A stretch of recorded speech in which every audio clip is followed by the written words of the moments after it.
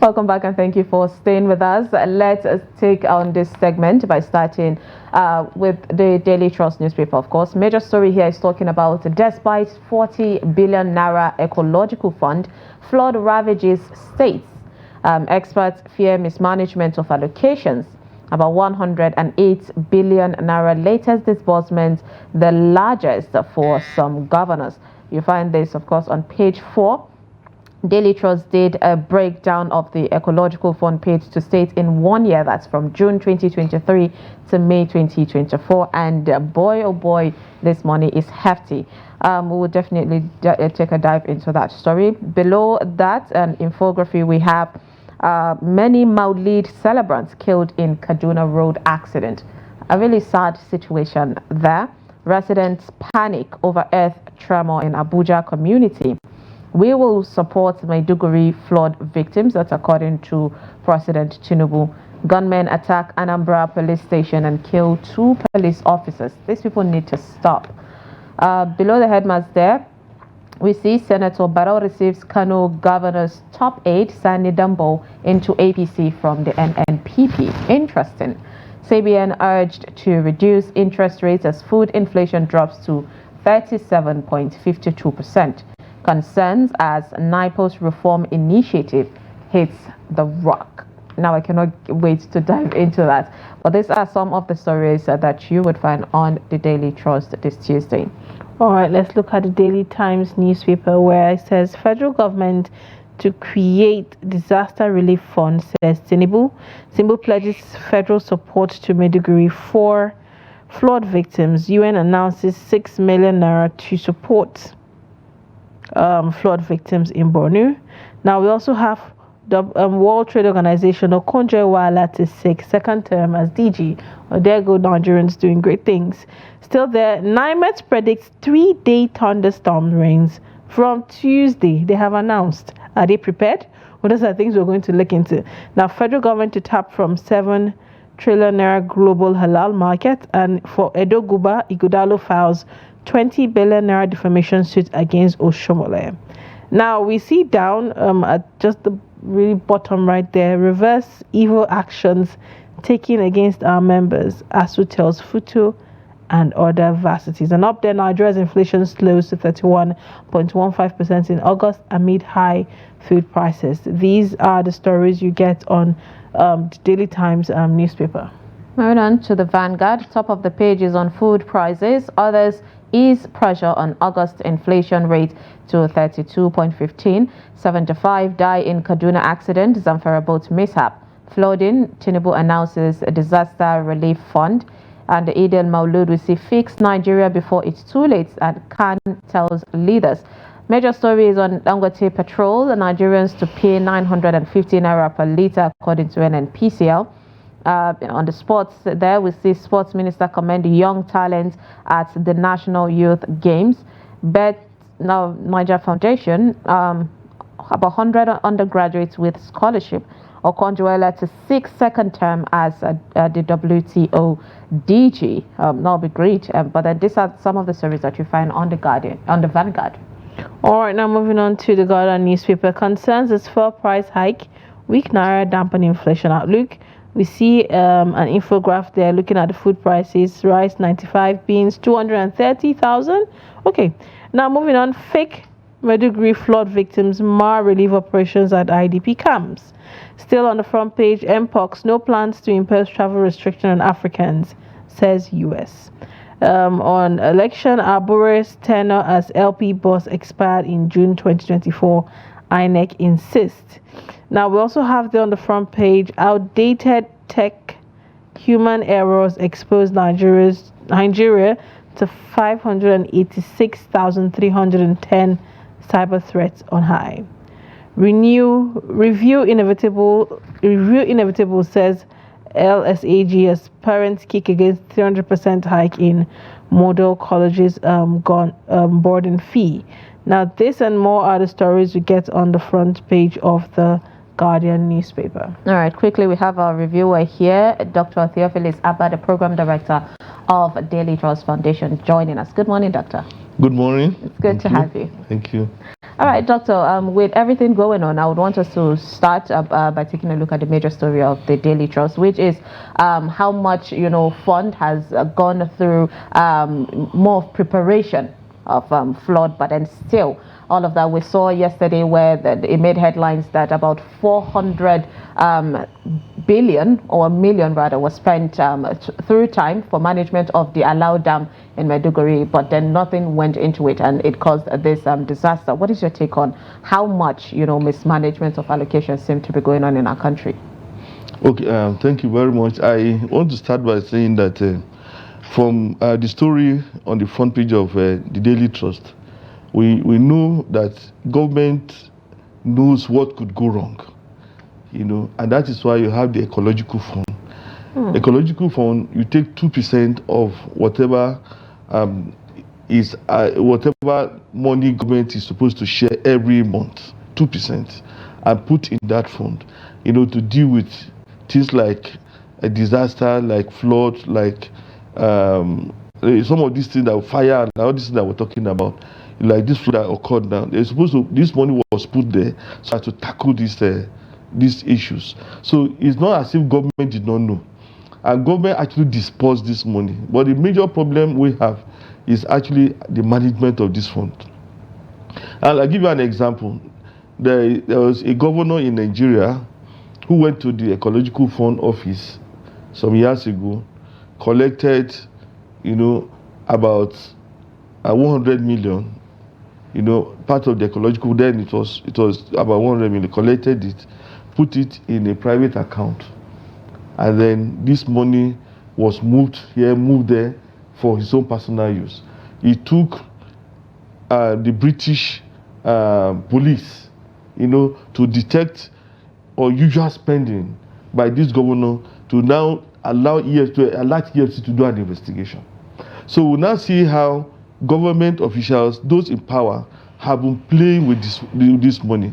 Now, if a governor, didn't know where to source money from, he said, okay, go to the ecological fund and bring a substantial amount of money.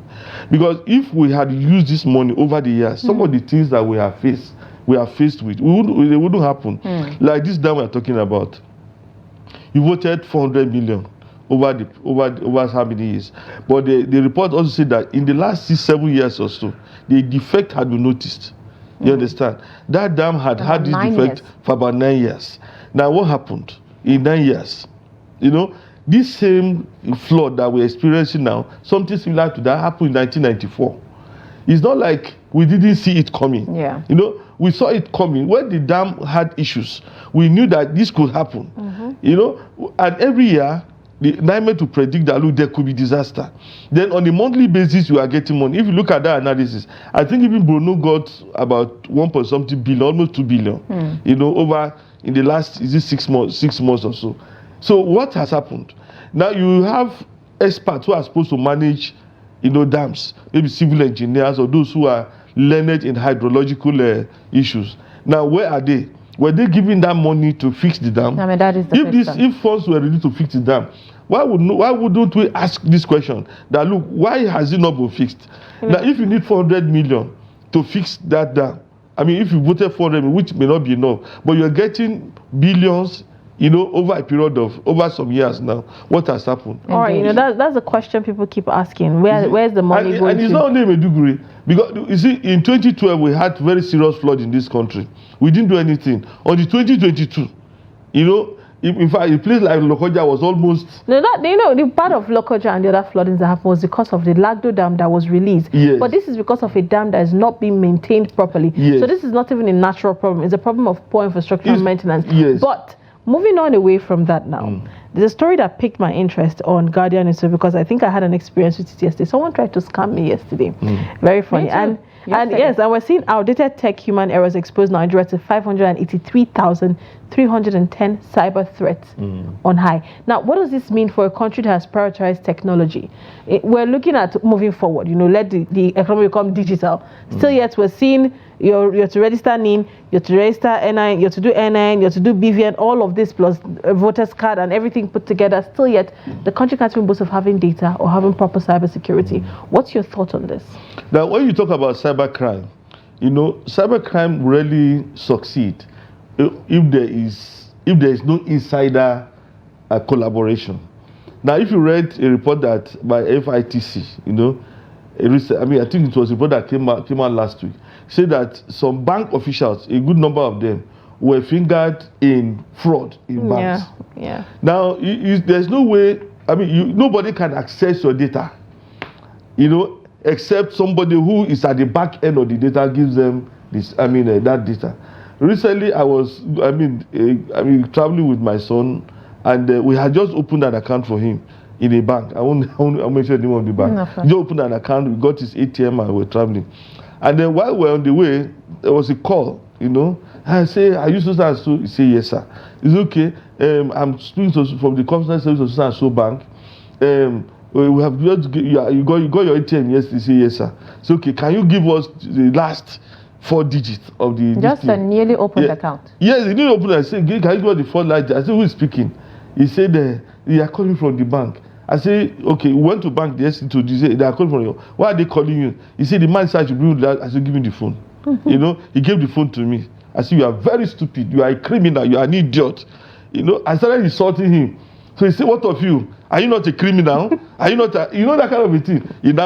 So you see, how did this guy know that this young man had just opened an account, got his ATM card? He knew his phone number. How did he get his phone number? And he knew he's young and innocent and vulnerable and easy to fire. So these details, most of the time, when you talk about the breach of data, it's actually due to insider collaboration. When somebody calls you from a bank, when somebody sends you an email, they are phishing emails anyway. Some of them are at random. Somebody got your email address somewhere. But you cannot penetrate into your digital asset except somebody gives you inside. Yeah, because this 2-step authentication that we use, is very, very important. Somebody calls you, say, can you send? We just send a number to you.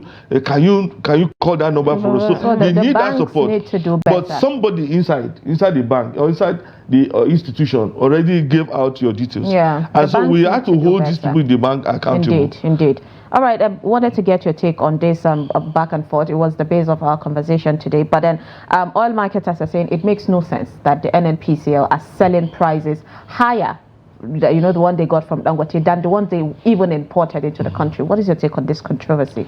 Well, there's so much, to chew when you talk about NNPC, Dangote, and the fuel price. If you look at what has happened in the last few weeks, you just marvel. Let me start by saying that the reason why we're buying fuel at the rate we're buying was because of the devaluation of the naira. You see, we shouldn't buy fuel. When the subsidy was removed, it was initially 500 and something naira for a liter of fuel. I don't know if you still remember. Now, the price rose because naira was devalued. Now, we said, or Tinubu told us, that Dangote was going to get crude oil in naira. I don't know if you remember, some weeks ago. Say, look, we are going to sell crude oil to Dangote in naira, not in dollars. Not in dollars. Now, but when NNPC came out with its template, the agency was quoting the price for us in dollars. You understand? I when they calculated, it's okay, $1. It was 1,600 something to $1. That's how. Then they now worked out their rate. Now, if you sold crude oil to Dangote in naira, for God's sake, why are you getting the refined product in dollars? In dollars. No. But Dangote came out to say in his statement that he got the products in dollars. In dollars. His own statement. I'm coming. You see, a statement by Dangote is a compromise statement. You understand? If the NNPC sat with Dangote and said, look, we need to balance some things, so you have to tell this thing to us in dollars. I don't know. But the argument is that we cannot refine products in Nigeria. You cannot sell crude oil to Dangote in naira and then buy refined product for him in dollars. Yeah. Now, what I'm saying is this. If you look at oil producing countries, I'm not talking of, because they keep talking about West African countries. If you go to Ghana, if you go to here, if you go to Cote d'Ivoire, they're buying it as, no, that is not the issue. If you look at oil producing countries, now if you go to Libya, a liter is about 0.50 cents. It's not up to $1. If you go to Algeria, if you go to UAE, if you go to Dubai, they don't sell a liter of fuel to you at the dollar rate. If you convert to dollar, it's less than $1. Now we are an oil producing country, so why must we now begin to say, okay, we are going to buy fuel that we have in dollars? In our own country. Okay, now if you hadn't devalued the naira and you say, okay, let's buy this in dollar, let's go back to what it was in 2021, 2022, about 300 naira to $1.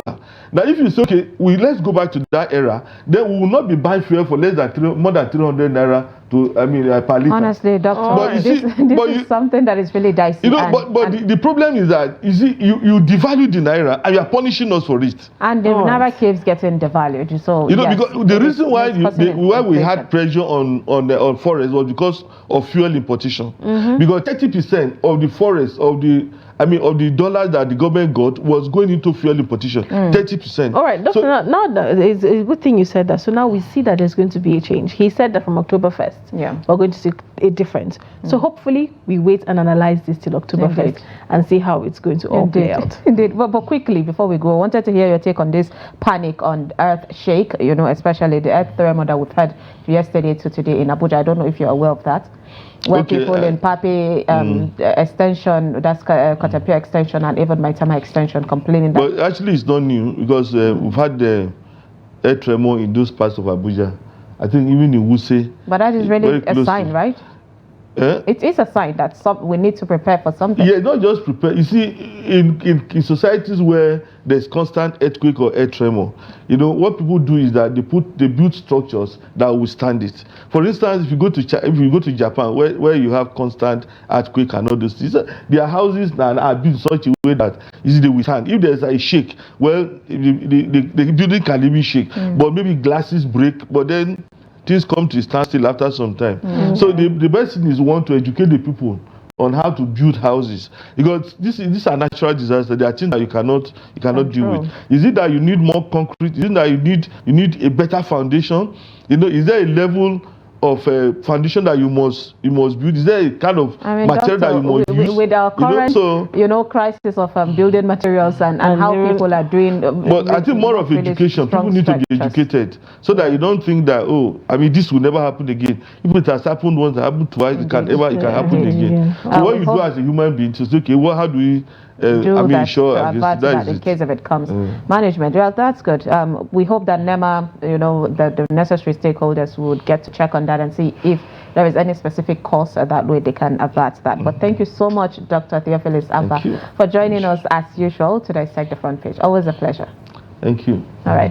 And with that, we have to go. Of course, we're wrapping up our 2 hours show of amazingness. You can still catch us tomorrow again on Daybreak, same time, same station. Stay with us. At the top of the hour, Deni Ajishafe would bring you 360 Sport. I am Sumaya Abubakar. Do have a lovely Tuesday. And I am Lilian Ogazi. It was great to have you. Thank you for giving us access to your living rooms this morning. Like she said, top of the hour, we have sport and we also have our news update. Remember, God bless Nigeria and do the right thing as Nigerians in everything you do today. Have a great day ahead.